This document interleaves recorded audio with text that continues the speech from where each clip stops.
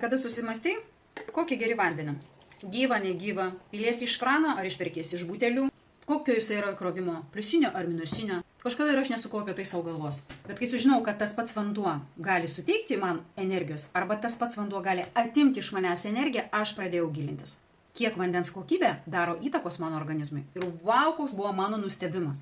Kad vanduo praturtintas mineralais, vanduo turintis neigiamą įkrovimą trasų antioksidantų, jis duoda daug daugiau, bet neatima iš mano organizmo nei energijos, nei prateka tarp ląstelių, neduodamas visiškai tom ląstelėm naudos.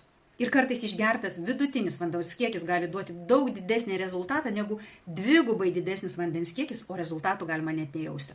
Todėl pas mane gyvenime atsirado vanduo su vandens produktais. Kai manęs kartais klausia, o tai ką dabar aš tokį vandenį gersiu visada? Taip, aš gersiu visada, nes to, kad aš žinau, ką jisai duoda man. Jis palaiko lengvo šarmingumo aplinką, kurios nemyli, virusai, bakterijos, grybeliai ir kiti parazitai, kur subalansuoja rūgščių šarmų pusiausvyrą.